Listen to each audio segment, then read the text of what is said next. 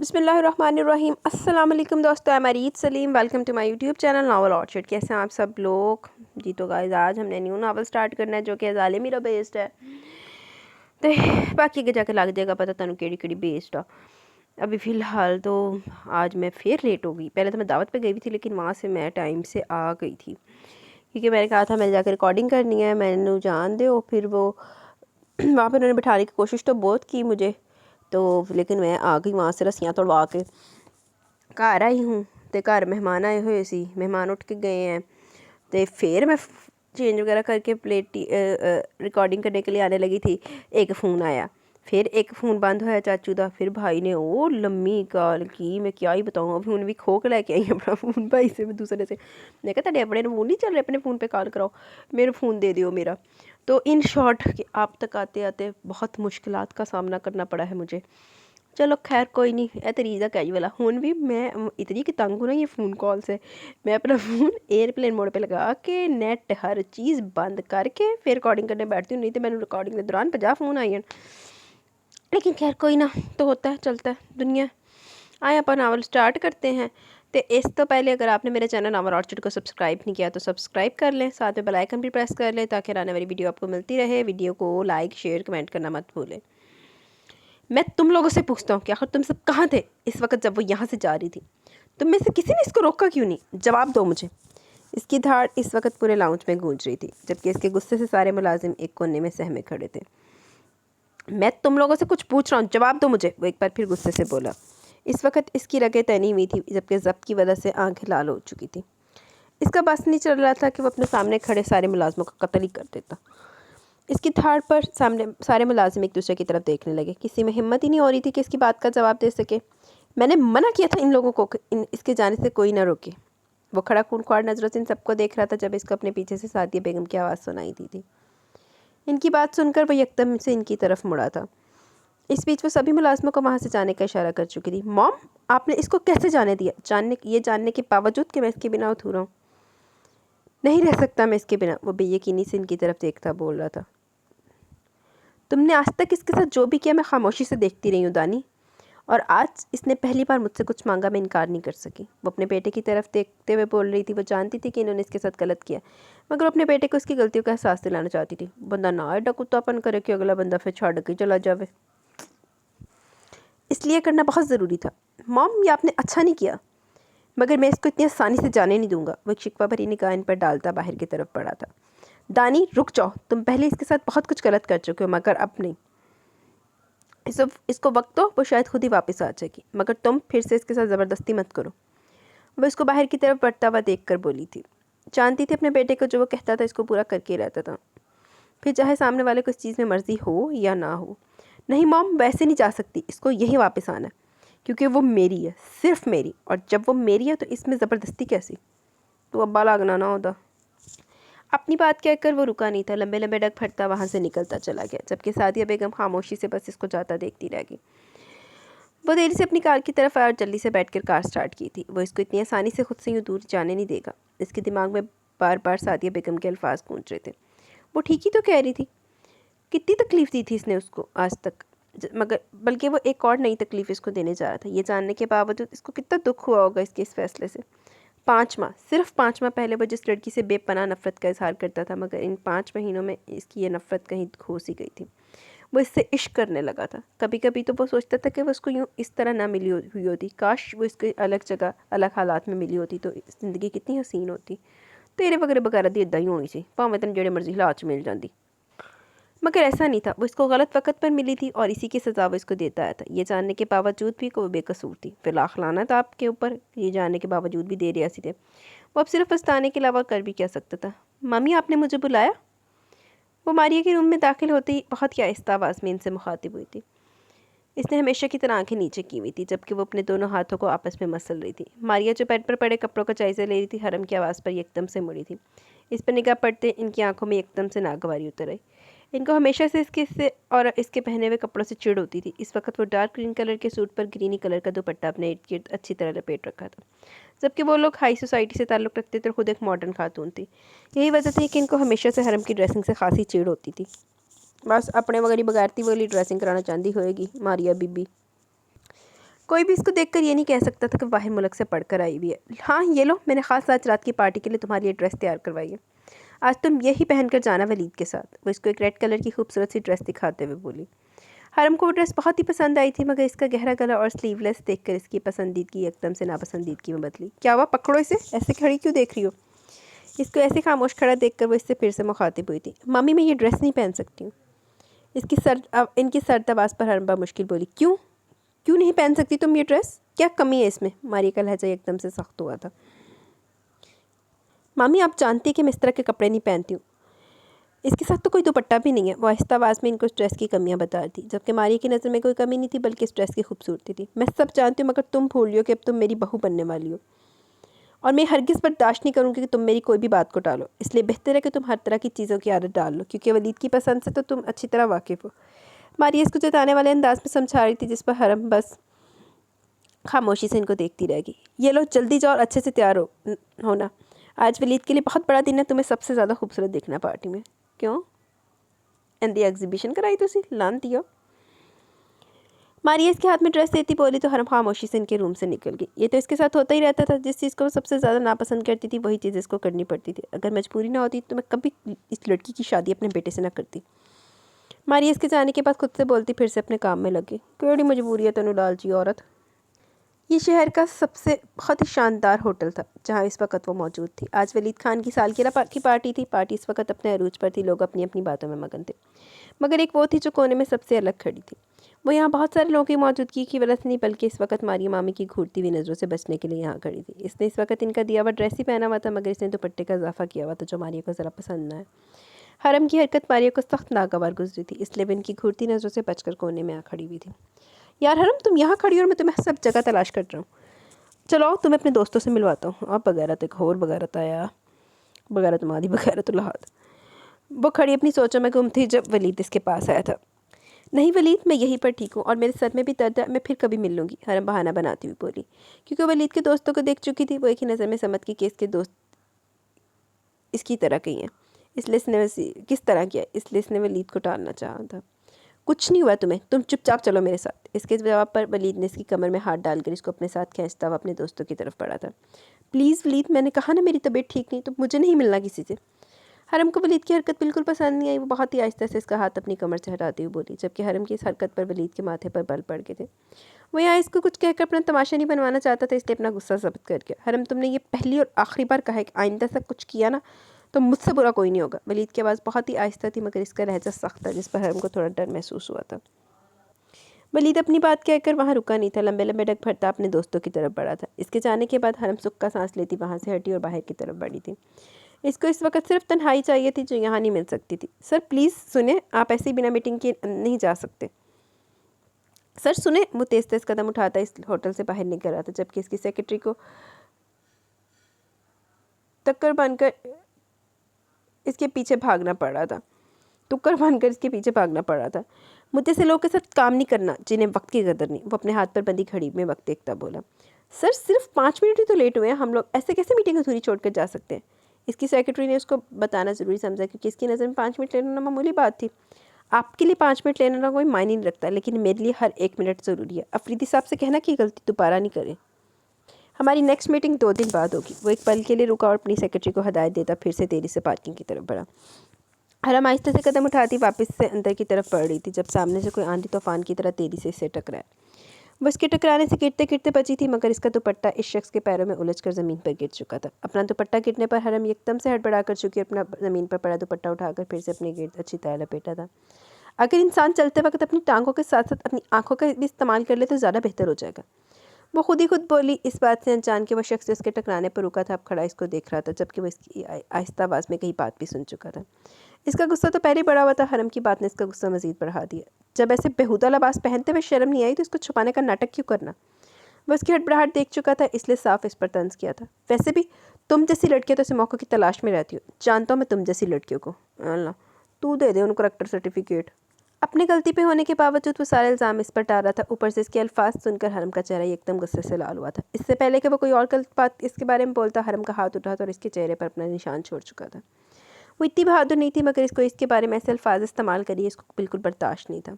तुम्हारी इतनी हिम्मत, तुमने मुझ पर हाथ उठाया? फस्तान शाह पर। इसने गुस्से में इसका बाजू सख्ती से अपनी पकड़ में लिया था। इसकी पकड़ की सख्ती और आंखों में गुस्सा देख एक पल के लिए हरम के पूरे बदन में कपकपाहट दौड़ गई। इसने थप्पड़ मार तो दिया था मगर अब इसको डर लग रहा था। ऊपर से सुनसान जगह थी। हरम के माथे पर पसीने की नन्ही नन्ही बूंदें जमा हो गई थी। सर, आपकी मॉम की कॉल है, बहुत ज़रूरी है। इन्होंने बोला कि आप फ़ौरन से घर पहुंच जाए। इसकी सेक्रेटरी एकदम से वहाँ ही। हरम को इस वक्त किसी फरिश्ते से कम नहीं लगी थी। अपनी सेक्रेटरी की बात पर इसने एक झटके से इसका बाजू अपनी पकड़ से आज़ाद किया। वो बहुत अच्छे से जानता था कि इसकी मॉम बिला वजह कभी इसको कॉल नहीं करती, ज़रूर कोई बात थी। मेरा मोबाइल दो। इसने अपनी सेक्रेटरी से अपना मोबाइल मांगा, जिस पर इसने जल्दी से इसको मोबाइल दिया था। वो जल्दी से अपनी कार की तरफ बढ़ा। इसके पीछे पीछे इसकी सेक्रेटरी भी भागी थी, जबकि हरम खामोश खड़ी इसकी जल्दबाजी देख रही थी। इसका यकीन नहीं आ रहा था कि वो शख्स आंखों में गुस्सा लिए इसको देख रहा था, जैसे इसको यहीं ख़त्म करने का इरादा रखता हो। नहीं, प्लीज़ ऐसा मत करो मेरे साथ, प्लीज़ मैं मर जाऊँगी, प्लीज़। वो बस बार बार चीखे जा रही थी। कभी तो ज़ोर ज़ोर से अपने बाल नोचने लगती, तो कभी अपना चेहरा दोनों हाथों में छुपा कर रोने लग जाती। सादिया बेगम कब से इसको संभालने की कोशिश कर रही थी, मगर वो इनके बस में नहीं आ रही थी। मुलाजिम अलग परेशान सूरत लिए खड़े अपने मालकिन को तड़पता हुआ देख रहे थे। वो सब बेबस थे, क्योंकि जब भी इनकी ऐसी हालत होती वो किसी के बस में नहीं आती थी। नहीं, मत करो ऐसा, मैं मर जाऊंगी। वो बेड पर बैठी बैठी चिल्ला रही थी, जबकि इसकी ऐसी हालत देख हमेशा की तरह सादिया बेगम अपने आंसू ज़ब्त के इसको संभालने की कोशिश कर रही थी। तुम लोग दोबारा फ़ोन करो, मालूम करो फस्तान कहाँ और अब तक क्यों नहीं आया। सादिया बेगम ने पास खड़ी मुलाजमा को हदायत दी थी। बेगम साहिबा, हमने फ़ोन किया था, शाहजी की सेक्रेटरी ने बोला वो बस घर आने वाले होंगे। मुलाजमा सर नीचे कि इनको बता रही थी, जब एकदम से रूम का दरवाज़ा खुला। फस्तान तेजी से अंदर दाखिल हुआ। आनी आनी, मैं आ गया हूँ, कोई कुछ नहीं करेगा आपको। वो बोलता हुआ अपनी माँ के हाथों में मचलती अपनी आनी के पास बैठा। नहीं, छोड़ो मुझे, मैं मर जाऊँगी। वो हर बार की तरह अपने अल्फाज दोहरा रही थी। वैसे तो खामोशी रहती थी, मगर जब इस तरह बोलना शुरू करती तो किसी के बस में नहीं आती थी। सिर्फ एक वही था जो इनको खामोश कर सकता था अपनी बातों से। अभी भी ऐसा ही हुआ। वो नरमी से इनके बालों को सहला रहा था। इसकी मौजूदगी और इसको अपने पास महसूस करके वो खामोश होती चली गई। इसने साइड टेबल से इनकी दवाई उठाकर इनको खिलाई और बहुत ही आहिस्ता से इनको बेड पर लटाकर इनके पास से उठा। इसने पास खड़ी अपनी माँ को देखा, जो आंखों में आंसू लिए अपनी बहन को देख रही थी। अपनी माँ और रानी की ये हालत देखकर इस शख्स से जो नफरत थी, इसमें हमेशा की तरह इजाफा हुआ था, जिसमें इसकी आनी की ये हालत की थी। मॉम, ये समन कहाँ है? इसकी गैर मौजूदगी को महसूस करके अपनी माँ से पूछा था। बेटा, वो अपनी दोस्त की शादी में गई हुई है, शायद अब तक वापस नहीं लौटी। इन्होंने इसकी बात का जवाब आहिस्ता से दिया, मगर इनके जवाब पर अपना गुस्सा ज़ब्त करके रह गया। वो अभी वॉशरूम से बाहर ही निकली थी कि वलीद को अपना बेड पर लेटा देखकर इसके चलते कदम एकदम से रुके थे। तुम इस वक्त यहाँ? कोई काम था तुम्हें? वो दुपट्टे की तलाश में इधर उधर देखते हुए बोली।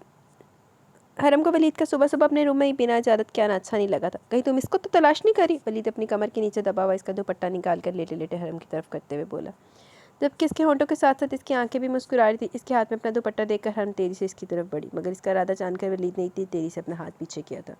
हरम जो तेज़ी से इसकी तरफ आ रही थी, वलीद के ऐसा करने पर इसके ऊपर गिरते गिरते बची। हरम को इसकी हरकत बिल्कुल पसंद नहीं है। क्या काम है तुम्हें, जल्दी बताओ, हरम खुद पर जब्त करते हुए बोली थी। जब से वापस आई थी, इसको वलीद की हरकतें बिल्कुल भी अच्छी नहीं लग रही थी। वो ये बात अच्छे से जानती थी कि इसका जो कज़न जो होने के साथ साथ इसका होने वाला शौहर भी है, मगर बहुत सी बातें ऐसी हो रही थी जो इसको बर्दाश्त करनी पड़ रही थी। कल तुमने मुझे गिफ्ट नहीं दिया था, इसलिए मैं तुमसे अपना गिफ्ट लेने आया। वो बेड से उठकर इसके करीब आते हुए बोला था। पर मैंने तो कल ही दे दिया था तुम्हारा गिफ्ट, अब क्या चाहिए तुम्हें? इसके करीब आने पर हरम इसे 2 कदम पीछे हुई थी। इस वक्त वलीद इसको वलीद की आंखों और लहजा कुछ अजीब सा लग रहा था। पर मुझे तो कुछ और ही गिफ्ट चाहिए, वलीद ने कहने के साथ हरम की कमर में हाथ डालकर इसको मज़ीद करीब किया था। हरम बीबी, वैसे पूरे वार्डरोब चेक कर दुपट्टा, कोई और दुपट्टा काट के नहीं लेता जा सकता। वलीद, ये क्या कर रहे हो तुम, छोड़ो मुझे। इसकी हरकत पर हरम पूरी जान से कांप उठी थी, जबकि वो आराम से खड़ा इसकी हालत से मज़ा ले रहा था। ओ कम ऑन यार हरम, तुम तो ऐसे शर्म आ रही जैसे मैं कोई गैर हूँ। तुम्हारा मंगेतर हूँ यार, कुछ दिन में हमारी शादी होने वाली, तो फिर ये कैसी शर्म? ते बगैर था कुछ दिन पहले वाला ब्याह होने का, तेन एड्डी आग लगी हुई थे। वो इसके बालों को छेड़ता हुआ बेबाक अंदाज में बोला। इसके छूने पर हरम ने पूरी जान लगाकर खुद को इसकी पकड़ से आज़ाद कराया था। शादी होने वाली है, अभी हुई नहीं है वलीद, और तुमने क्या मुझे ऐसी लड़की समझा जो मैं यूँ इस तरह? आगे से बोला ही नहीं जा रहा था।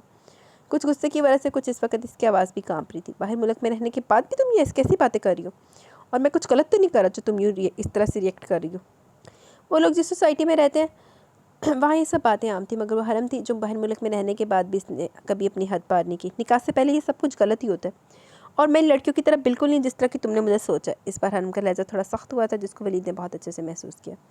हरम एक नज़र इसको देखती बेड पर पड़ा अपना दुपट्टा लेकर रूम से निकल गई। वलीद का तो कल से मूड ख़राब हुआ था, अब इसकी बातों ने मज़ीद इसका मूड ख़राब कर दिया। एक बार निकाह हो जाने दो हरम खान, फिर देखना मैं कैसे तुम्हारी ये सारी अकड़ निकालता हूँ। हरम के रूम से जाने के बाद वो गुस्से में खुद से बोला था, दानी तुम अगर बिजी नहीं तो क्या हम बात कर सकते हैं? वो ऑफिस में बैठा कोई फाइल रीड कर रहा था जब समन बिना नॉक किए इसके रूम में दाखिल हुई, जबकि इसकी इस हरकत से हमेशा की तरह वजदान के माथे पर बल पड़े थे। मगर वो हर बार की तरह अनजान बनती सीधे इसके सामने वाली चेयर पर आकर बैठ गई। समन, मैंने तुम्हें कितनी बार कहा कि तुम नॉक करके आया करो, मगर मजाल है तुम्हें कभी मेरी कोई बात समझ में आई हो? वो फाइल को साइड पर रखता आज थोड़ा सख्त लहजे में बोला था। वजह कल रात इसकी घर पर गैर मौजूदगी थी। जब तुम्हें पता है कि मैं तुम्हारी कोई बात नहीं मानती तो क्यों बार बार बोलते हो मुझे? वो इसकी टेबल पर अपने दोनों हाथ रखकर थोड़ा सा इसकी तरफ झुकी थी। आंखों में शरारत साफ नजर आ रही थी। समन, कभी तो सीरियस से उड़ जाया करो। कुछ पता भी है कलानी की फिर से तबीयत खराब हुई थी और तुम्हें तो इस बात की खबर तक नहीं थी शायद। इसके इस वक्त अपने सामने बैठी इस बेहिस लड़की पर बहुत गुस्सा आ रहा था। इसमें कौन सी नई बात है? इनकी तबीयत तो हर दूसरे दिन ख़राब रहती है। इससे अच्छा तो मुझे खामोशी अच्छी लगती है। जब चुप रहती इतना शोर तो नहीं करती। वो तलख लहजे में बोली थी। लौखलाना तो दरी औलाद भी गंदी आंदी। इसकी बात पर वजदान बस इसको देखता रह गया। समन, वो तुम्हारी माँ है, कुछ तो अच्छा बोल लिया करो इनके बारे में। इसकी नज़रों के सामने एकदम से अपनी आनी का चेहरा आया था। क्या अच्छा बोलूँ मैं इनके बारे में? मुझे इतने सारे सवालों के बीच अकेला छोड़कर खुद खामोश होकर बैठ गई हैं। इसके अंदाज में अपनी माँ के लिए ज़रा भी हमदर्दी मोहब्बत बिल्कुल नहीं थी। कैसे सवाल समन? कोई तुमसे सवाल नहीं करेगा, मैं हूँ ना। इस बार वजदान थोड़ा नरम लहजे में बोला, तो इसलिए तो पूछती रहती हूँ मैं, कब करोगे शादी तुम मुझसे शादी? इसने हर बार की तरह अपना सवाल दोहराया था। अभी नहीं सनम, जब सनम नहीं समन, जब सही वक्त आएगा मैं खुद तुमसे शादी करूँगा, मगर फ़िलहाल नहीं। इसने भी अपना पुराना जवाब दिया। वो कैसे कर लेता शादी? इससे पहले अपनी आनी का बदला लेना था। इनके गुनाहगार को सज़ा देनी थी। इनको इस हालत में जिसने पहुंचाया था इनको बर्बाद करना था। और वक्त कब आएगा? इससे पहले कि वो कुछ और कहती वजदान की टेबल पर रखा फ़ोन बजा था। सर, कोई सर अहमद आपसे मिलना चाहते हैं। इसकी सेक्रेटरी इसकी कॉल पिक करते बोली, ठीक है तुम इनको रोको, मैं भी आ रहा हूँ। इसने अपनी सेक्रेटरी को जल्दी से जवाब दिया। क्या वह कहाँ जा रहे हो तुम इतनी जल्दी में? इसकी जल्दबाजी सुनकर समन बोले बगैर न रह सकी। मैं अभी आता हूँ थोड़ी देर में। वो उसको जवाब देता जल्दी से अपने रूम से निकला। आज शायद अहमद कोई अच्छी खबर ही सुना दे, इसको इसके दिल ने एकदम से कहा था। जिस तो बात तो कोई बगैरती मार दे में। कभी कभी इंसान कितना बेबस और मजबूर हो जाता है, कभी किस्मत के हाथों तो कभी हालात और वक्त की वजह से। वो भी इस वक्त बहुत बेबस और मजबूर थी, किस्मत और हालात दोनों की वजह से। वो चाहकर भी अपने लिए कुछ नहीं कर सकती थी, कुछ भी नहीं। आज वो खुद को बहुत तनहा महसूस कर रही थी।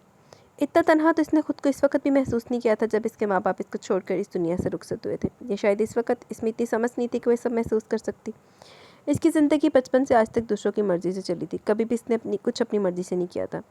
मगर कभी इसको इस बात का बुरा नहीं लगा था, क्योंकि वो सिर्फ वो लोग ही तो इसके अपने थे और इनका पूरा हक था इस पर।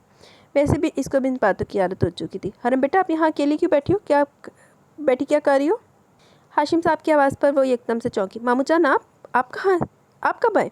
वो हाशिम साहब को देखकर एकदम से खुश हुई। इस घर में सिर्फ वही थे जिनके वो सबसे ज़्यादा करीब थी।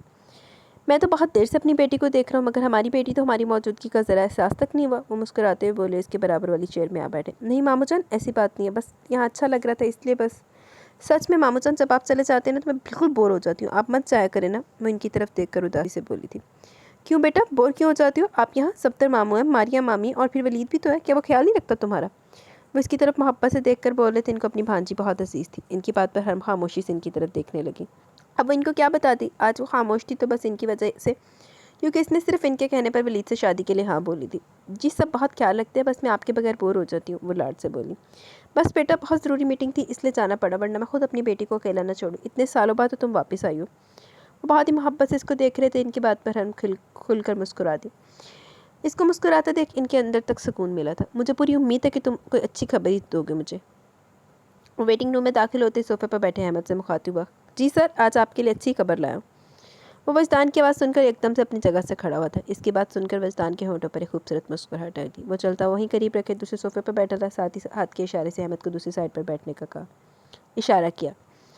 सर, आपको जिस वक्त का इंतज़ार था वो आ चुका है। इनकी भांजी वापस आ चुकी है। इसको ज़रा वक्त नहीं हुआ। अहमद इसके इशारे पर बोलना शुरू हुआ था।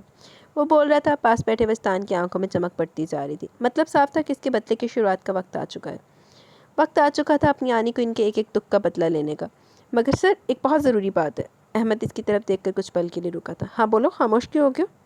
अहमद की बात पर वो सीधा होकर बैठा था। सर, इसकी शादी होने वाली है सफ्तर खान के बेटे से, बल्कि इसको वापस सिर्फ इसलिए बुलाया कि इन लोगों ने। अहमद ने तफसील से इसको सारी बात बताई थी।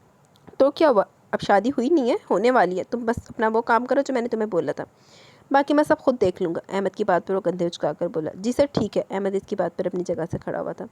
और हाँ सर, ये कुछ तस्वीरें हैं जो मैंने कल ली थी जब वो सफ्तर खान के बेटे के साथ थी। अहमद अपने कोट की पॉकेट से एक लिफाफा निकालता हुआ बोला। और इसको सोफे पर बैठे वजदान की तरफ बढ़ाया। ठीक है, मैं देख लूँगा, तुम अब जा सकते हो। इसने अहमद के हाथ से लिफाफा लेकर इसको जाने की इजाज़त दी थी। वजदान का हुक्म मिलते ही वो तेज़ी से वहाँ से निकला था। अहमद के जाने के बाद वजदान ने अपने हाथ में मौजूद लिफाफा खोलकर एक एक तस्वीर देखनी शुरू की थी। वो जो तस्वीर देखना चाह रहा था, इसकी आंखों में हैरानी और गुस्से से मिले जुले तासुरात थे। तस्वीर में मौजूद इस चेहरे को वो कैसे भूल सकता था? अनी की तबीयत ख़राब की वजह से वो इस पेज को उसको भूल गया था। मेरा तो पहले तुम पर एक और हिसाब निकलता हरम खान, और अब तुम मेरे दुश्मन की कमज़ोरी भी हो। बहुत बुरा किया तुमने वजदान शाह को थप्पड़ मारकर। अब तुम्हें अपनी गलती का एहसास होगा। वो तस्वीर को देखता हुआ जहरखंद लहजे में बोला था। वजदान यार, मैं सिर्फ तुमसे तुम्हारे ऑफिस मिलने आई हूँ और तुम मुझे वहाँ अपने रूम में अकेला छोड़कर यहाँ बैठे हो। वो तस्वीर लिए बैठा था जब समन इसको तलाश करती हुई यहाँ आई थी। इसके आवाज़ पर वजदान ने तेरी से सारी पिक्स को इस पैकेट में डाला। इसके घर में किसी को मालूम नहीं था वो क्या करने वाला और क्या कर रहा है। इसने बात सबसे छुपा कर रखी हुई थी क्योंकि वो जानता था कि इसकी माँ कभी इसका साथ नहीं देगी। कुछ नहीं, मैं बस आने वाला था तुम्हारे पास। वो जल्दी से अपनी जगह से खड़ा हुआ था। समन इसकी जल्दबाजी नोट तो कर चुकी थी, मगर चाहकर भी इससे कुछ पूछ नहीं सकी क्योंकि वो जानती थी कि कभी इसको बताएगा नहीं, इसलिए इसने खामोश रहने बेहतर समझा था। चलो मेरे ऑफिस में चलता हूँ। वो इसको अपने पीछे आने का बोलकर रूम से निकला तो भी सर हिलाकर इसके पीछे चल दी। वलीद, कहाँ जा रहे हो बेटा? यहाँ, मेरे जो तुम्हारे डैड को तुमसे ज़रूरी बात करनी है। वो कार कीज़ अपनी उंगली पर घुमाता बाहर की तरफ जा रहा था जब मारिया की आवाज़ पर इसके कदम तेजी से चलते कदम रुके। बस मॉम, दोस्त के पास जा रहा था अपने। कोई ज़रूरी बात करनी है आपको? वो इन दोनों के पास जाकर सवालिया नज़रों से इन दोनों को तरफ देखकर बोला। हाँ, यहाँ बैठा हो, ज़रूरी बात है। इन्होंने इसको अपने पास बैठने का इशारा किया। इनके कहने पर इनके साथ वाले सोफे पर जा बैठा था। मैं तुम्हारे डैड चाहते कि जल्द से जल्द तुम्हारी और हरम की शादी हो जानी चाहिए, और इसलिए हम दोनों ने ये फैसला किया कि अगले हफ्ते तुम्हारा और हरम का निकाह है। वैसे भी हमें इस काम में मज़ीद देर नहीं करनी चाहिए। मारिया बोल रही थी, मगर इस वक्त इसका शातिर दिमाग में बहुत कुछ चल रहा था। उनके पास बैठे सब अच्छे से जानते थे कि वो इस वक्त क्या सोच रही हैं। हाँ बेटा, तुम्हारी मॉम बिल्कुल ठीक कह रही है। जितनी जल्दी तुम्हारी शादी हरम से होगी, इतनी जल्दी इसकी प्रॉपर्टी तुम्हारे नाम हो जाएगी। सप्तर शातिर मुस्कुराहट के साथ अपनी बीवी और बेटे की तरफ देख रहा था। मॉम डैड, मुझे कोई इतराज़ नहीं, आप जब चाहेंगे मैं निकाह के लिए तैयार हूँ, और वैसे भी बहुत नखरे बर्दाश्त कर लिए इसके, अब इसको मैं सबक सिखाना चाहता हूँ। वलीद जहरीले लहजे में बोल रहा था। नहीं वलीद, तुम फिलहाल कोई गलत हरकत नहीं करोगे। बहुत सालों से इंतज़ार किया हम लोगों ने इस वक्त का। तुम्हारी कोई भी बेवकूफ़ी से बात बिगड़ सकती है। बस इसलिए तुम ऐसा करो हम जैसे तुमको बोल रहे हैं। मारिया इसकी बात सुनकर इस पर थोड़ा गुस्से में बोली थी। मैं कुछ नहीं कर रहा हूँ। अब तक मैंने आप लोगों ने जो कहा है मैं वही कर रहा हूँ और आगे भी वही करूँगा। आप दोनों बेफिक्र हैं। मारिया के गुस्सा होने पर वो थोड़ा संभल कर बोला था। ठीक है, तुम जाओ, अब बाकी का हम दोनों देख लेंगे। इसके जवाब पर वो नरम अंदाज में बोली तो इनकी बात सुनकर देरी से बाहर की तरफ बढ़ा था। वो आईने के सामने खड़ी अपने बाल बना रही थी जब इसको अपने कमरे में किसी और की मौजूदगी का एहसास हुआ। ये एहसास होते ही इसकी तेज़ी से चलते हाथों को एकदम से ब्रेक लगा था। इसने जैसे मुड़कर देखा तो अपने बेड पर बैठे शख्स को देखकर इसका सांस ऊपर का ऊपर और नीचे का नीचे रह गया। क्या हुआ डार्लिंग, डर गई? वो बेड से उठकर आहिस्ता से कदम उठाता इसकी तरफ बढ़ा था। हूँ केड़ा आ गया दे कोल, एक तो हरम दा बेड ना हो गया, मुंडे लम्बे पैन दा पॉइंट हो गया। कभी कोई आके लम्बे पै जाता तो कभी कोई लम्बे पै जाता आके। इसके होंठों पर एक दिल जलाने वाली मुस्कुराहट थी, जबकि इसकी आंखें इसको मुस्कुराहट का साथ नहीं दे रही थी। इसकी बात पर हरम फटी फटी आंखों से इसको अपनी तरफ बढ़ता देख रही थी। वो कैसे इस शख्स को ना पहचानती? अभी 2 दिन पहले तो इसने थप्पड़ मारा था इस शख्स को, और आज यही शख्स रात के इस पहर इसके कमरे में मौजूद था। इसका मतलब साफ था वो इसे अपनी इस दिन की बात का बदला लेने आया था। ओह बजदान साहब, ये सोच दिमाग में आते इसके पूरे बदन में कपकपाहट दौड़ की। देखो यहाँ से चले जाओ वरना मैं। हरम अपने खुश्क पड़ते हलक को तर्क करती हुई बोली थी, जबकि इसकी नज़रें पेट पर पड़े अपने दुपट्टे पर थी। इसे इस वक्त कुछ गलत होने का एहसास हो रहा था। वरना क्या?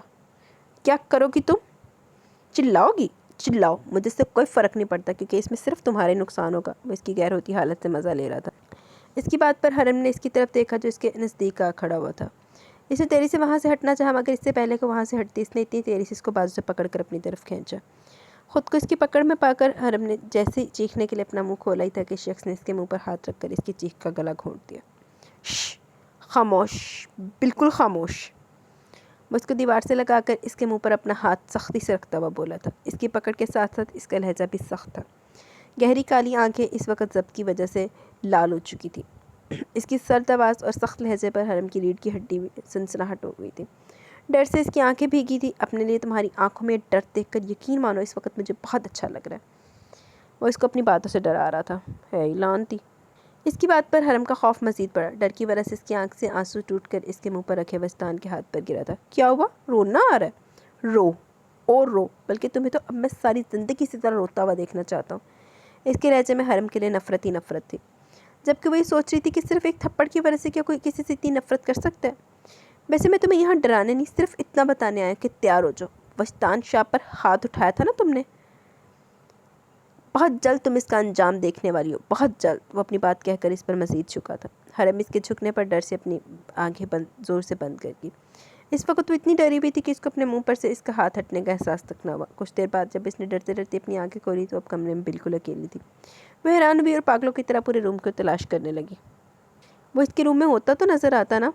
वो जिस खामोशी के साथ इसके रूम में आया था, इतनी खामोशी से वहाँ से निकल भी गया। हरम ने जल्दी से इस अपने रूम की खिड़की अच्छी तरह बंद की और बेड पर आकर बैठ गई। डर की वजह से इसका पूरा बदन कांप रहा था। आखिर वो शख्स क्या करने वाला था? वो तो इसकी शक्ल के अलावा इसके बारे में कुछ जानती भी नहीं थी, और इसने इसके घर तो क्या इसके कमरे के बारे में पता लगा लिया था। ये सब बातें दिमाग में आती, इसका डर बढ़ता ही जा रहा था। मगर इस वक्त कोई नहीं था इसके पास जो इसका डर कम करता। दिन अपनी रफ्तार से गुजर रहे थे। घर में शादी की तैयारियां पूरे ज़ोर शोर से चल रही थी। शादी के दिन जितने करीब आ रहे थे, इसकी परेशानी घबराहट में इजाफा होता जा रहा था। एक तरफ तो इसको ये सब ठीक ही लगता था, अपनी ये बेचैनी और परेशानी बिला वजह की लगती, और दूसरी तरफ वही शख्स और इसकी बातें नहीं भूल पा रही थी। कभी कभी तो इसको खुद पर बहुत गुस्सा आ रहा था कि आखिर इसने थप्पड़ मारा क्यों था। अपनी टेंशन, खुद की टेंशन क्या कम थी जो मज़ीद एक और बढ़ा ली थी। इसको इसकी कहीं एक एक बात से डर महसूस हो रहा था। वो इसके घर और इसके कमरे तक आ गया था, मतलब साफ था वो कुछ भी कर सकता था। हरम की कुछ समझ में नहीं आ रहा था कि वो क्या करे। वो चाहकर भी ये बात हाशिम मामू से नहीं बता सकती थी। वो इनको बताकर अपनी वजह से परेशान नहीं करना चाहती थी। चलो माँ बनो फिर अपने आप ही सारे आदि तो ना दसो, फिर बाद जो कॉन्सिक्वेंसेस की जिम्मेदार तुम होएंगी। और कुछ दूसरा था भी नहीं जिसको अपनी परेशानी बता दी। वैसे भी इस दिन के बाद से वापस नहीं, और ये बात इसको सुकून दे रही थी। शायद वो इसे बदला न ले, बस ऐसे इसको डरा रहा हो। वो सोच आती वो कुछ मुतमिन होगी। इसी कश्मकश में निकाह का दिन भी आ गया। वो इस वक्त दुल्हन बनी बैठी थी। आज वो वलीद खान की होने जा रही थी, मगर इस वक्त इसके दिल में कोई हलचल, कोई जज्बात नहीं थे। बस दिल में एक अजीब सी बेचैनी हो रही थी। इसको बार बार घबराहट सी हो रही थी, जैसे कुछ गलत होने वाला हो। मगर वो अपनी इन सोचों को छटक कर दुआ करने लगी थी, अपने सुकून, अपनी शुरू होने वाली ज़िंदगी के लिए। मगर वो ये नहीं जानती थी कि इस सुकून तो इसकी ज़िंदगी से हमेशा के लिए ख़त्म होने वाला था। इसकी कार इस खूबसूरती से सजाए कि खानविला के सामने आकर रुकी। वो अपनी कार का दरवाज़ा खोलकर बाहर निकला और एक नफ़रत भरी नज़र इसने इस घर पर डाली। इसकी आने को बर्बाद करके लोग अपनी खुशियाँ मना रहे थे। इसकी आनी बर्बाद करके खुद अपनी ज़िंदगी में खुश थे, मुतमिन थे। जितनी खुशियाँ मनानी थी तुम लोग मना चुके हो, जितना खुश रहना था तुम लोगों को तुम रह चुके हो। आज से तुम लोग इसी दर्द से गुजरो थे जिस दर्द से मेरी माँ इतने सालों से गुजरती आ रही है। इसके लहजे में इस वक्त इन लोगों के लिए सिर्फ नफ़रत थी, बेपनाह नफ़रत। अपनी कार का दरवाज़ा ज़ोर से बंद करके वो अंदर दरवाजे की तरफ बढ़ा था। सफदर और मारिया ने शादी का इंतज़ाम लॉन में कराया हुआ था। इस वक्त लॉन पूरा मेहमानों से भरा हुआ था। यहाँ शहर के सभी बड़े बड़े बिजनेसमैन मौजूद थे। आखिर सफदर खान के इकलौते बेटे की शादी जो थी। सफदर खान और मारिया स्टेज पर दुल्हा बने बैठे वलीद के पास जा रहे थे। यकीनन निकाह होने वाला था, और यही वो वक्त था जिसके लिए आज वो यहाँ आया था। ये शादी नहीं हो सकती। इससे पहले कि मौलवी साहब निकाह पढ़ाना शुरू करते, इसने तेज़ आवाज़ में बोलकर सबको अपनी तरफ मतवज्जा किया था। इसकी आवाज़ पर सबने एक साथ ही इसकी तरफ देखा, जो होंठों पर मुस्कुराहट लिए सबके चेहरों को देख रहा था। ये क्या कह रहे हो तुम? सफदर खान तेजी से इसके पास आया था। इनका लहजा नरम था क्योंकि वो वस्तान शाह था, शहर के बड़े बिजनेसमैन में इसका शुमार होता था। इसलिए इनके लिए बात हैरान करने वाली थी। आखिर वैसा क्यों बोल रहा था? मैं जो कह रहा हूँ आप लोग अच्छे से समझ चुके हैं। ये शादी नहीं हो सकती। एक बार फिर इसने अपना जुमला दोहराया था। क्यों नहीं हो सकती ये शादी, और तुम ये शादी रोककर साबित क्या करना चाहते हो? इस बार खामोश खड़ी मारिया अपनी साड़ी संभालती हुई स्टेज से उतरकर इन दोनों के पास आई। इनके भी कुछ समझ में नहीं आ रहा था आखिर वस्तान शाह को इस शादी से क्या प्रॉब्लम हो सकती है, जबकि हाशिम और वलीद अभी भी वहीं खड़े थे, और इस लॉन में मौजूद लोगों के लिए मौजूद हालात किसी फिल्म के सीन से कम नहीं लग रहे थे। ये शादी ज़बरदस्ती की जा रही है, इसलिए मैं शादी रोकने आया हूँ। वो बहुत इत्मीनान से इन सब की तरफ देख कर बोला। क्या बकवास कर रहे तुम? हरम हमारी बेटी की तरह, और ये शादी इसकी मर्ज़ी से हो रही है। तुम होते कौन है ये सब बकवास करने वाले? इस बार सफदर खान अपना गुस्सा ज़ब्त नहीं कर सका था। इतने सारे लोगों के सामने इनकी इज्जत ख़राब हो रही थी। मैं कौन होता हूँ? चलो ये भी मैं आप सबको बताता हूँ कि मैं होता कौन हूँ। वो एक कदम इन लोगों की तरफ बढ़ा था। इस वक्त इसकी आंखों में एक अलग ही चमक थी। जिस लड़की को आप अपनी बेटी जैसा बोलते हो, और जिसकी शादी आप लोग अपने बेटे से ज़बरदस्ती करवा रहे हो, मैं इस लड़की का शौहर हूँ। हरम मेरी बीवी है। इसने मुस्कुराते हुए वहाँ खड़े सब लोगों के सर पर जैसे कोई बम फोड़ा था। हर कोई इसको हैरानी से देख रहा था। बस बहुत हो गया, बंद करो अपनी बकवास। बहुत देर बर्दाश्त कर लिया, अब एक और लफ्ज़ नहीं, वरना तुम्हारे लिए बिल्कुल अच्छा नहीं होगा। वली जो बड़ी देर से बैठा इसकी बातें सुन रहा था, जब इसके ये सब बर्दाश्त से बाहर हो गए तो वो गुस्से से वस्तान की तरफ बढ़ा था, जबकि इसको गुस्से में देखकर हाशिमी तेजी से इसके पीछे गए थे।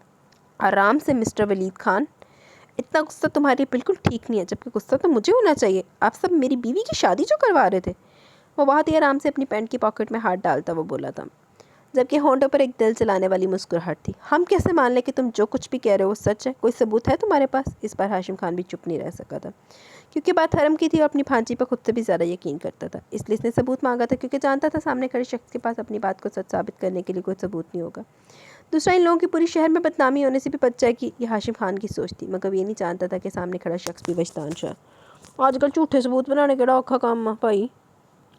वो यहाँ पूरी तैयारी के साथ आया था। सबूत चाहिए ना आप लोगों को, तो ये रहे निकाह के पेपर। इससे बड़ा सबूत और क्या होगा मिस्टर हाशिम खान? वजदा ने अपनी कोट की पॉकेट से एक सफ़ेद कागज़ निकालकर इसकी तरफ बढ़ाया था। निकाहनामा देखकर हाशिम खान कुछ पल के लिए तो खामोशी खड़ा रह गया।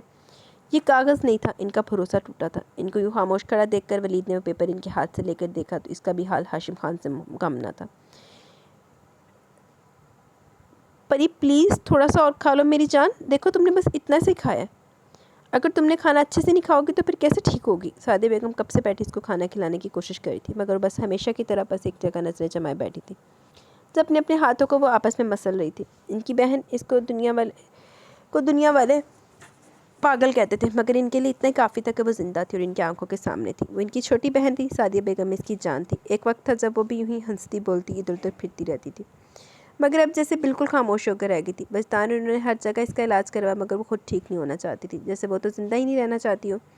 मेरी परी खा लो ना, देखो तुम अपनी आप ही की बात नहीं सुनोगी। वो फिर से इसको खिलाने की कोशिश करने लगी थी, मगर इस पर तो जैसे इनकी बातों का असर ही नहीं हो रहा था। खाला अम्मी, ये दानी का है, मैं फ़ोन कर रही हूँ, मगर मेरी कॉल पिक नहीं कर रहा था। समन इनके रूम में दाखिल होते सादिया बेगम के पास जाकर अपनी परेशानी बता रही थी। वो इस कमरे में बहुत कम आती थी, अभी भी सिर्फ अपनी परेशानी लेकर आई थी सादिया के पास। तो बेटा तुम इसके ऑफिस फ़ोन करके मालूम कर लो, शायद कोई मीटिंग में मसरूफ़ होगा इसलिए तुम्हारा फ़ोन नहीं उठा रहा। वो इसकी परेशानी कम करती हुई बोली और पास बैठी अपनी बहन की तरफ देखा, जो समन के रूम में आ जाने पर अब इसकी तरफ देख रही थी। खाला मैंने ऑफिस में भी फ़ोन करके मालूम किया था मगर इसके बारे में, मगर इसकी सेक्रेटरी बोल रही है कि दोपहर के बाद कंपनी नहीं किया।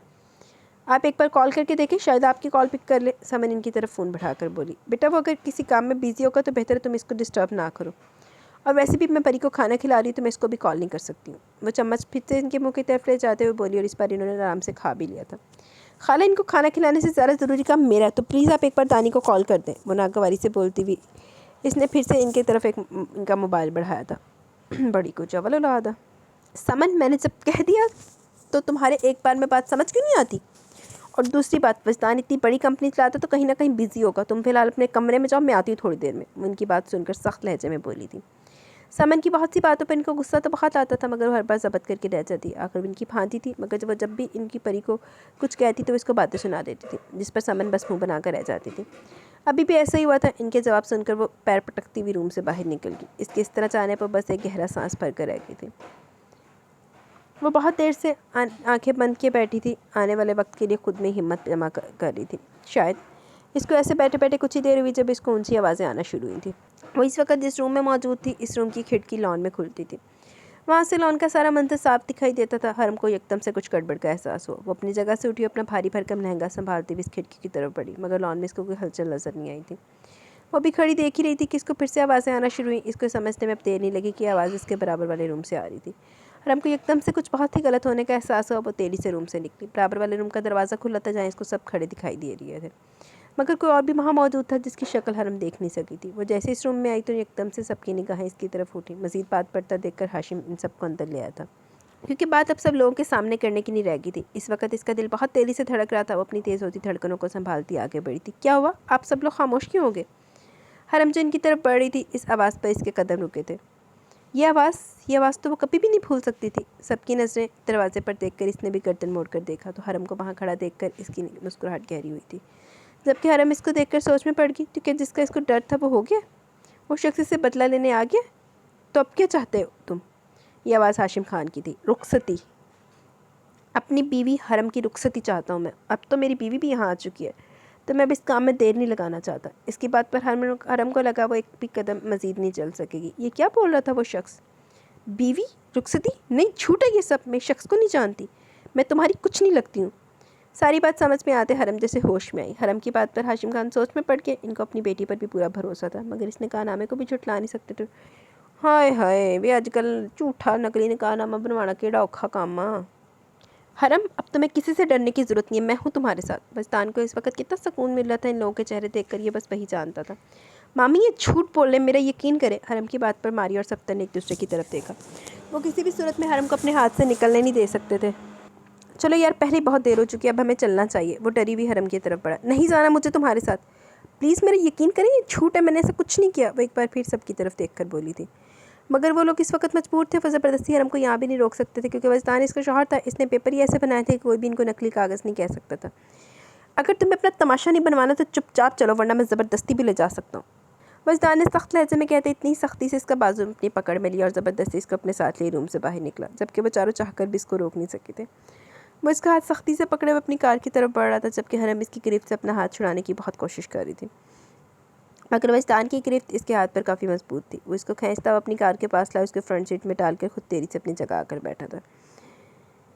प्लीज़ मुझे जाने दो, ऐसा क्यों कर रहे हो मेरे साथ? इसकी कार स्टार्ट करते देख हरम रोते हुए इसकी तरफ देख कर बोली थी, मगर इसने जैसे इसकी कोई बात सुनी नहीं थी। वो सामने देखता तेज़ी से कार ड्राइव कर रहा था। कार की तेज़ रफ्तार के साथ साथ हरम का दिल भी इतनी तेज़ी से धड़क रहा था। हरम के आंसू इसका चेहरा भी भिगो रहे थे। रोते हुए वहाँ से फ़रार होने की राह तलाश कर रही थी। जो ही इसकी कार वीरान सड़क पर आई, हरम ने चलती गाड़ी से छलांग लगाने के ख्याल से गाड़ी का दरवाज़ा खोलना चाहा, मगर वजदान की चील वाली नज़रों ने इसके इरादों को भांप लिया। इसने फ़ौरन इसका हाथ पकड़कर दरवाज़ा लॉक किया था। नहीं मेरी गाल सुन, जो दरवाज़ा हुन लॉक किया सी, जिन्होंने फाड़ के धक्का मार के बिठाया सी, और जिन्नी देर तक वो चील तो है नहीं कि अंदरों ही तेरे दरवाजे थनी वड़ के आ गई, जिन्नी देर तक उधरों घूम के ड्राइविंग सीट पर आया तो तू उतों निकल के भज जाती किसी पासे। हद हो गई। इसने फ़ौरन इसका हाथ पकड़कर दरवाज़ा लॉक किया था। मरना चाहती हो क्या? वो तेज़ लहजे में बोला। हाँ मैं मरना चाहती हूँ। हरम रोते हुए इसकी तरफ देखकर बोली थी। इतनी भी क्या चलती है, मैं तुम्हें मरने का मौका और बहाना ज़रूर दूंगा, बस कुछ दिन मेरे साथ रह लो। इसने हरम की तरफ एक आंख दबाई थी। मैं तुम्हारे साथ एक दिन भी नहीं रहना चाहती हूँ, वो इस बार गुस्से से बोली। चलो एक दिन ना सही, एक रात तो रह सकती हो ना।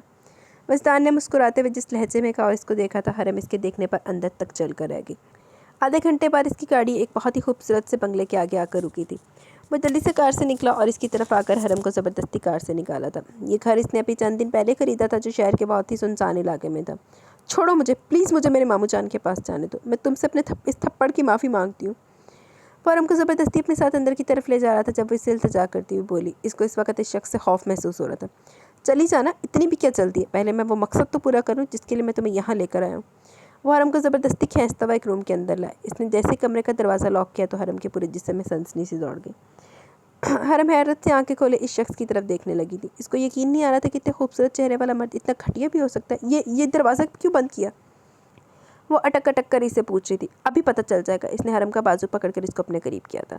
देखो तुम बहुत गलत कर रहे हो, प्लीज़ छोड़ दो मुझे। ये बात तुम भी अच्छे से जानते हो कि तुम्हारा निकाह नहीं हुआ। प्लीज़ मत करो मेरे साथ ऐसा। हरम को अब अपनी टांगों पर खड़े रहना मुश्किल लग रहा था। मैं गलत कर रहा हूँ? और तुम्हारे मामा ने जो मेरी आनी के साथ किया वो गलत नहीं था? इनकी ज़िंदगी बर्बाद कर दी, इनको कहीं का ना छोड़ा, क्या वो गलत नहीं था?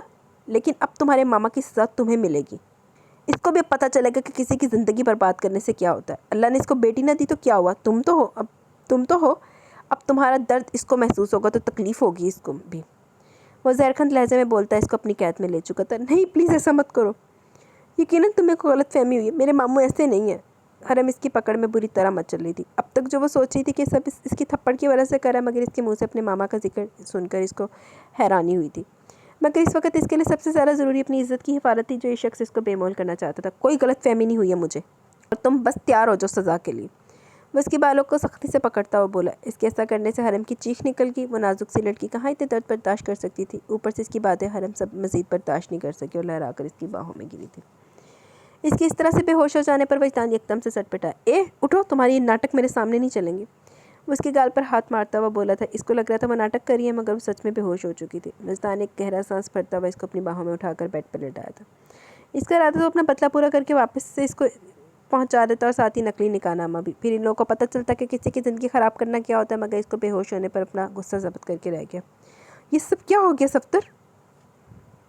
वो लड़की और इसकी सारी प्रॉपर्टी हमारे हाथ से निकल गई। मारियो को अब तक यकीन नहीं आ रहा था कि इतना सब कुछ हो गया। इनके पीठ पीछे उनको खबर तक नहीं हुई। इनको तो हरम बहुत मासूम लगती थी, भले वो इसको नापसंद करती हूँ, मगर वो ऐसा कुछ सोच भी नहीं सकती थी कि हरम ऐसा करेगी। नहीं मॉम, मैं इसको इतनी आसानी से जाने नहीं दूँगा। वो क्या समझती है कि वो सब करके अपनी ज़िंदगी में खुश रह लेगी, तो ये इसकी सबसे बड़ी भूल है। मैं इसको ऐसा सबक सिखाऊंगा कि ज़िंदगी भर याद रखेगी, तब इसको पता चलेगा। वलीद गुस्से में इधर से उधर टहलता हुआ बोल रहा था। इतना सब कुछ हुआ था आज, इसका बस नहीं चला था, वो हरम को ख़त्म ही कर देता। आज इसकी कितनी बेइज्जती हुई थी इस हरम की वजह से। मॉम देखा आप इतनी शरीफ बनी फिरती थी और चोरी छुपे निकाह भी कर लिया, हम लोगों को खबर भी नहीं होने दी। इसका लहजा इस वक्त सख्त है, यही सोचने वाली बात है। और तुम दोनों कब से खड़े फालतू की बातें कर रहे हो? तुम खुद ही सोचो, जिस लड़की को यहाँ वापस है सिर्फ चंद ही दिन हुए, वो लड़की तब बड़ा कदम तो यूँ अचानक नहीं उठा सकती है, जबकि अपनी प्रॉपर्टी और हमारे मकसद के बारे में कुछ नहीं जानती है। तो यकदम से इसके निकाह की बात होना कुछ अजीब नहीं लगा तुम लोगों को? कब से खामोश बैठा सफदर खान पुरसोच अंदाज में बोला था। इसकी बात पर मारिया वलीद ने एकदम से इसकी तरफ देखा था। ये बात तो इन लोगों ने सोची नहीं थी, इन लोगों को बस अपने नुकसान की फ़िक्र हो रही थी। आज वजदान शाह का निकाह वाले दिन यहाँ आना और ये बताना कि वो हरम का शौहर है, जबकि हरम बार बार इस बात से इनकार करी थी। इस बात से तो सिर्फ मुझसे किसी गड़बड़ का एहसास हो रहा है। सफदर खान अपनी जगह से खड़ा हुआ था। इसको शक तो हुआ था कि मगर निकाह के पेपर देखकर इसको खामोश रहना पड़ा। तो आपके कहने का मतलब है वो झूठ बोलकर हमको यहाँ से लेकर गया? अगर ऐसा है तो क्या मकसद है इसका? वैसा क्यों कर रहा है? मारिया को भी अब कुछ कुछ समझ में आ रहा था। निकाह तो मुझे मालूम नहीं, लेकिन इस बात का पूरा यकीन है कि इसका इन सबके पीछे कोई मकसद ज़रूर है। सफदर इन दोनों को देखकर बोला। तो अब हम क्या करेंगे? मारिया को फिर से हरम से मिलने वाली जायदाद की फ़िक्र हुई थी।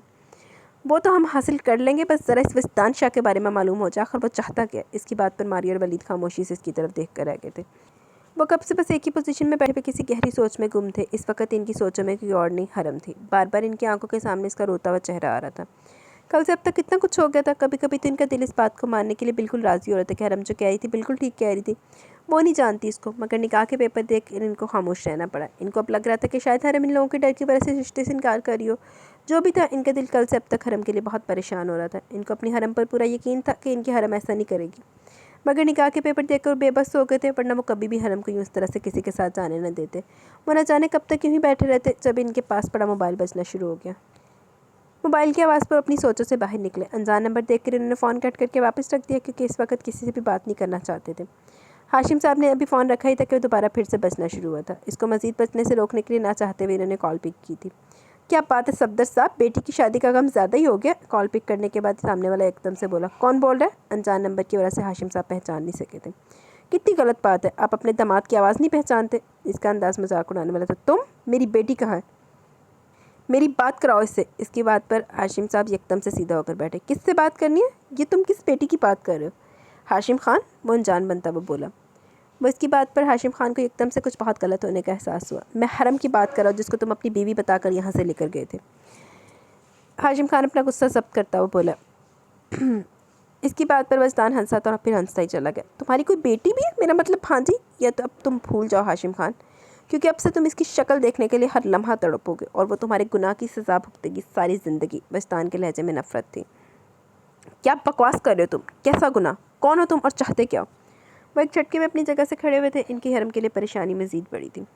गुनाह करके बोल रहे हो? कैसा गुनाह? खैर तुम ये सब भूल सकते हो, मगर बेफिक्र हो, मैं तुम्हें पल पल याद दिलाता रहूँगा कि तुम्हें हर गुनाह का, जिसकी सज़ा तुम्हें तो मैं नहीं दे सका, लेकिन तुम्हारी बेटी को ज़रूर मिलेगी, और यही सज़ा है तुम्हारी। वो एक एक लफ्ज़ से बात छपाकर बोला था। कौन हो तुम? आखिर बताते क्यों नहीं और किस गुनाह की बात करो? हाशिम के सामने अपनी मासूम सी हरम का चेहरा आया था। परीक्षा तो याद होगी तुम्हें हाशिम खान। इसका लहजा सख्त था, जबकि सामने वाले के मुँह से परीक्षा का नाम सुनकर हाशिम खान अपनी जगह खड़े का खड़ा रह गया। इतने सालों बाद ये नाम सुना था। अचानक आंखों के सामने किसी का खूबसूरत सा चेहरा आया था। परीक्षा के साथ तुमने जो किया ना, इस गुनाह की सज़ा मिलेगी तुम्हें। नहीं, हरम को कुछ मत करना, वो बिल्कुल बेकसूर है। हाशिम साहब जल्दी से बोले थे, मगर फ़ोन तो पहले कट चुका था। इन्होंने फिर से फ़ोन करना चाहा, मगर नंबर बंद जा रहा था। इतने सालों बाद इनका माजी फिर से इनके सामने आया था। और वो किस गुनाह की बात कर रहा था? धोखा तो इनके साथ हुआ था, और वो परीक्षा का कौन था? वो बार बार अपनी परेशानी मसलते हुए परेशानी में इधर से उधर टहल रहे थे, मगर सब कुछ इनकी समझ से बाहर था। इसकी आंख खिड़की से आती सूरज की रोशनी से खुली, जो सीधा इसके चेहरे पर पड़ रही थी। इसके पहले तो कुछ समझ में नहीं आया था, मगर अनजान कमरा देखकर वह एक झटके से उठ बैठी थी। कल का पूरा मंजर एक एक करके इसकी आंखों के सामने घूम गया था। इसकी आंख से आंसू फिर से बहना शुरू हो चुके थे। कुछ आंसू बचा कर रखो, आगे भी इनकी बहुत ज़रूरत पड़ने वाली है। वो कमरे में दाखिल हुआ तो इसको आंसू बहाता देखकर सख्त लहजे में बोला था, मगर हरम पर नज़र पड़ते ही जैसे इसकी नज़रों ने पलटने से इनकार ही कर दिया। वो कल से इसकी दुल्हन के लिबास में मलबूस थी। ज़्यादा होने की वजह से आंखें सुर्ख हो चुकी थी, बाल बिखर कर चेहरे पर आ रहे थे। वो अपने नाम की तरह खूबसूरत थी। इस बात का एतराफ़ इसने जब हरम को पहली बार देखकर अपने दिल में किया था। नहीं वस्तान, तुम इसकी तारीफ़ करने के लिए नहीं लाए थे, तुम्हारा तो कुछ और मकसद था। हाशिम खान से बदला लेना तुम्हें। इसने एकदम नफ़रत से सोचा और तेरी से बेड की तरफ अपने कदम बढ़ाए थे। मेरे करीब मत आओ प्लीज़, दूर रहो मुझसे। हरम इसको अपनी तरफ बढ़ता देखकर जल्दी से बेड से उठी थी। इसको इस वक्त अपने सामने मौजूद शख्स के इरादे ठीक नहीं लग रहे थे। तुम्हारी मामा को भी पता चलना चाहिए ना कि किसी की बहन के साथ बुरा करने का अंजाम क्या होता है। वो गुस्से से इसकी तरफ बढ़ा। नहीं प्लीज़ ऐसा मत करो, मामू जान ने ऐसा कुछ नहीं किया, तुम्हें ज़रूर कोई गलत फहमी हुई होगी। वो किसी के साथ कभी गलत नहीं कर सकते। हरम के लहजे में अपने मामा के लिए यकीन था। मुझे कोई गलत फहमी नहीं हुई। हाँ, तुम ज़रूर किसी गलत फहमी में रह रही हो कि तुम्हारे मामू किसी के साथ गलत नहीं कर सकते, जबकि हकीकत तो यह है कि वो किसी मासूम के साथ जुल्म कर चुके हैं। और मैं तुम्हें यहाँ इसी जुर्म की सज़ा देने के लिए लाया हूँ। अब इसे पता चलेगा कि किसी की इज्जत के साथ खेलना क्या होता है। जब वो खुद पूरे शहर में बदनाम होगा तब इसे याद आएगा कि इसने भी किसी के साथ ऐसे सलूक किया था। वो सपाट लहजे में बोला और एक झटके से इसका बाजू पकड़कर इसको अपनी तरफ खींचा। इसकी आंखों में नफरत और गुस्सा देखकर हरम सहम गई थी। अपनी इज्जत की हिफाजत के लिए वो दिल ही दिल में दुआएं मांगने लगी। प्लीज़ तुम मेरी जान ले लो, मुझे मार दो, मैं तुम्हें अपना खून माफ़ करती हूँ, पर प्लीज़ यूँ मेरी आन मेरी आबरू का खून मत करो, मेरी इज्जत का कत्ल मत करो। हरम इसके सामने अपने दोनों हाथ जोड़कर इससे गुजारिश करी थी। जाने इसके अल्फाज में क्या दर्द था कि वस्तान कुछ लम्हे खड़ा इसका रोता देखता रहा, फिर एकदम से इसको छोड़कर कमरे से बाहर निकल गया। हरम हैरान परेशान सी खड़ी इसको बाहर जाता हुआ देख ली। थोड़ी देर बाद जब वो वापस आया तो मौलवी साहब और गवाह इसके साथ मौजूद थे। ज़रा सी देर में वो हरम से हरम मस्तान शाह बन गई थी। इस बार इसने सच में इससे निकाह कर लिया था और वो ये निकाह करने के लिए मजबूर थी, लेकिन कहीं ना कहीं दिल में ये भी इत्मीनान हो गया कि इसकी इज्जत अब महफूज थी। थोड़ी देर बाद जब वो लौटा तो इसको देखकर हरम खौफज़दा होकर दिल बड़े ज़ोर से धड़का था। मस्तान कुछ देर तो माथे पर बड़ डाले इसको देखता रहा, फिर उल्टे कदम वापस कमरे से निकल गया। इसके जाने पर हरम शुक्र अदा करने लगी, क्योंकि फ़िलहाल वो और किसी अजियत बर्दाश्त करने की हिम्मत नहीं रखती थी। वो जल्दी से अपनी सारी ज़रूरी बुक बैग में डालती यूनी जाने के लिए तैयार हो रही थी। आज फिर से इसकी आंख देर से खुली थी, जिस वजह से आज यूनी के लिए लेट हो चुकी थी और जल्दी जल्दी से हाथ चला रही थी। अब भी अपनी तैयारी मुकम्मल कर ही रही थी कि इसके बेड पर पड़ा फ़ोन एकदम से बजा। परीक्षा के चलते हाथ एकदम से रुके हुए बिना देखे भी जान सकती थी जिसको फ़ोन करने वाला कौन है। स्क्रीन पर सादी आपी का नाम देखकर इसके होंठों ने खूबसूरत मुस्कुराहट कर छुआ। अस्सलाम वालेकुम आपी, कैसी हैं आप? इसने कॉल पिक करते सबसे पहले इनकी खैरियत मालूम की। वालेकुम अस्सलाम मेरी जान, मैं ठीक हूँ, तुम बताओ कैसी हो? इनके लहजे में अपनी बहन के लिए मोहब्बत थी। अच्छा, उन परीक्षा का पास्ट भी नालना शुरू हो गया। मैं भी ठीक हूँ आपी, बस यूनी जाने की तैयारी कर रही हूँ। आज थोड़ा लेट हो गई हूँ मैं, वो बेड पर बैठी हुई बोली थी। लेट तो वो हो ही चुकी थी, इसलिए आज इसने यूनी जाने का इरादा बदल दिया। ये तो तुम्हारी शुरू से आदत है, हर काम तुम्हारे ऐसे। खैर ये छोड़ो, मुझे पहले ये बताओ कि तुम कब आ रही हो मुझसे मिलने? जानती हो दानी भी तुम्हें कितना याद कर रहा है, वो अपने 5 साल बेटे का जिक्र करते हुए बोली थी। सब अपनी बहन की मोहब्बत की वजह से इन्होंने इसको दूसरे शहर पढ़ने की इजाज़त दी थी, वरना कभी इसको खुद से दूर नहीं जाने देती थी। अभी बस 3 महीनों की बात है, इसके बाद तो मैं हमेशा के लिए आपके पास आ जाऊँगी, फिर आपको मेरे वहाँ परेशान होने की ज़रूरत नहीं होगी। वो अपनी बहन के एहसास को बहुत अच्छे से समझती थी। अभी मुझे आपसे एक बहुत ज़रूरी बात करनी है, इस बार वो थोड़ा डर कर बोली थी। बात ही कुछ ऐसी थी कि जो अपनी बहन के सामने करने से थोड़ा झिझक रही थी। हाँ बोलो, इसमें इतना सोच कर क्या बोल रही हो? तुम्हारी बहन हूँ मैं, तुम मुझसे खुल के कुछ भी बात कर सकती हो, इसकी झिझक को वो नोट करते हुए बोली। आप ही यहाँ यूनी में मेरा बहुत अच्छा दोस्त है और हम दोनों यूनी के पहले दिन से एक दूसरे को जानते हैं, और वो परीक्षा चाहती थी कि जाने से पहले वो आप ही को सब बता देगी, ताकि आगे चलकर इसकी बहन को कोई दुख ना हो कि इसकी बहन इतनी बड़ी बात इससे आज तक छुपा कर रखी हुई थी।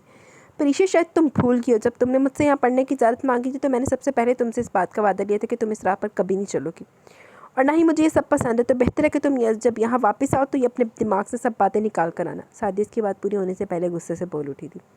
पर अभी मेरी बात तो सुने, वो ऐसा बिल्कुल नहीं है, परीक्षा इसकी हमायत में बोली, क्योंकि वो जानती थी कि इसकी बहन की बातें पसंद ना करने की क्या वजह थी। वो चाहे कैसा भी हो, बस मैंने जो बोला वो याद रखना। इतना कहकर इन्होंने फ़ोन रख दिया। परीक्षा बस फ़ोन को देखती रहेगी। इसकी समझ में नहीं आ रहा तो अपनी बहन को किस तरह से समझाएगी।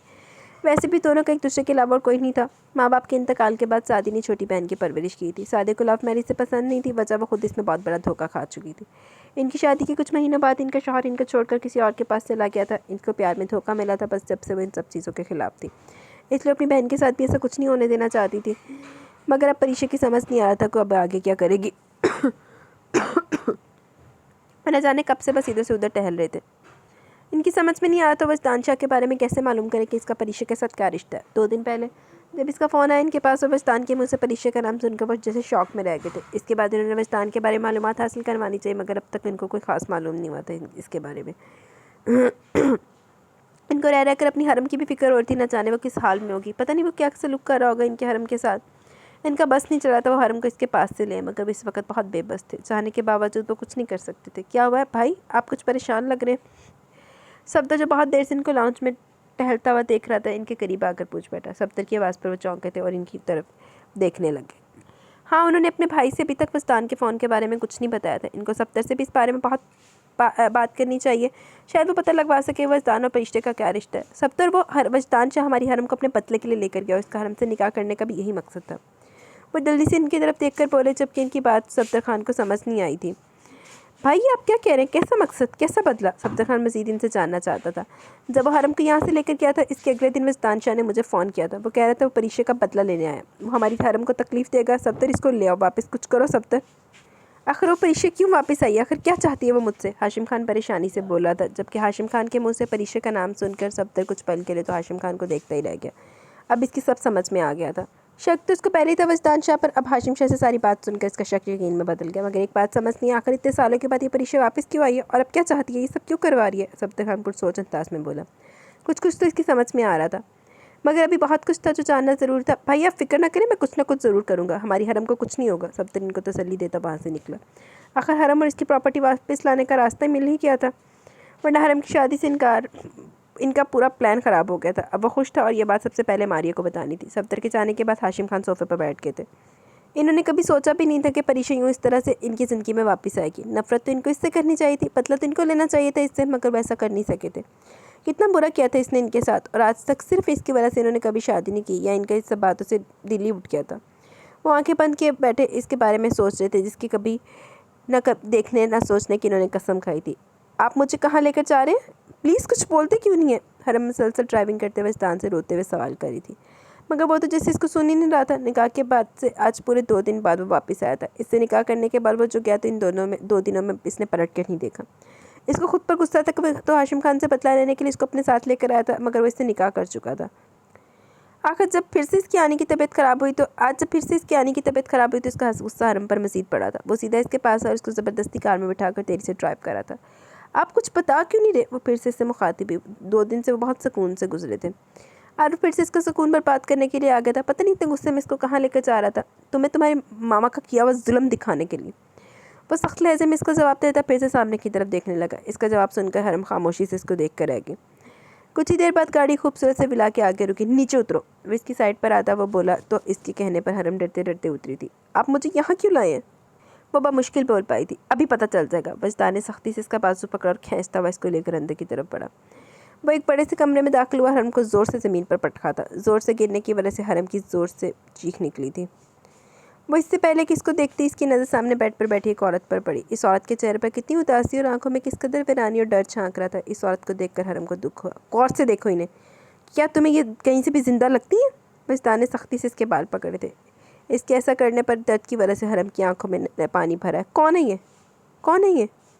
हरम से दर्द की वजह से बोला भी नहीं जा रहा था। ये मेरी आनी है और इनकी हालत करने वाले तुम्हारे मामा है, जिनको तुम शरीफ समझती हो। इस इंसान ने मेरी आनी को कहीं का नहीं छोड़ा। दुनिया इनको पागल कहती है और इनकी इस हालत का जिम्मेदार हाशिम खान है। वजदान इसके बाल एक झटके में आज़ाद करता नफरत से बोला था। ये क्या हो रहा है वजदान, और ये लड़की कौन है? वो जो हरम को गुस्से से देख रहा था, सादी बेगम की आवाज़ पर इसने दरवाजे की तरफ देखा। सादी बेगम इसकी गुस्से से भरी आवाज़ सुनकर इस कमरे में आई थी, मगर कमरे के अंदर का मंजर देखकर वो अपनी जगह खड़ी की खड़ी रह गई। तो गाइज़ यहाँ पे फर्स्ट एपिसोड हमारी अपने अख्ताम को पहुँची। कैसी लगी आपका एपिसोड? अपनी राय का ज़रूर इज़हार कीजिएगा। कमेंट सेशन की तरफ चलते हैं, देन वीडियो को एंड करेंगे। Huda Shafiq, nice novel, thank you. Huda काफ़ी टाइम बाद नज़र आई हैं।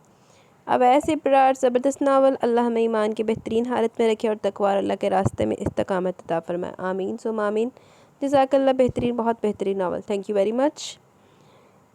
सायरा रियाज, बहुत अच्छा नावल है। इट्स बिटर रियलिटी कि आपको अपने किए का भुगतान भुगतना पड़ता है। ऐसा तो है, मकाफ़ात अमल तो अटल है और आप दुनिया में भुगत के जाते हो। बस अल्लाह पाक हम सब के जाने अनजाने में या जानबूझ के हुए गुनाहों को माफ़ फरमाए और हमें सीधी राह पे चलाए। रेयान वालेकुम अस्सलाम। आमीन सुम आमीन। बुशरा आज़म, ज़बरदस्त episode, thank you. TR vlog, beautiful novel, thank you ji. तो गाइज़ यहाँ पे हमारे वो जो है कमेंट्स वो भी अख्ताम को पहुँचे। कैसी लगी आपको नावल की पहली एपिसोड? अपनी राय का ज़रूर इज़हार कीजिएगा। अब तो ईद भी गुजर गई है, किधर हो मसरूफ़ लोगों, आ जाओ वापस, की हो गया। तो चलते हैं, मुझे भी इजाज़त दें ताकि मैं वीडियो आप तक पहुंचा सकूं। इंशाल्लाह अल्लाह खैर पाक खैर रखे, जल्दी मिलेंगे न्यू एपिसोड के साथ। तब तक के लिए अपना बहुत सारा ख्याल रखें, दुआओं में बहुत सारा याद रखें। मुझे इजाज़त दें, मैं चलती हूँ। अभी मैंने कुछ ना कुछ तो करूँगी, अभी मैंने केड़ा हाले हुणे सोना नसीब हो जाना।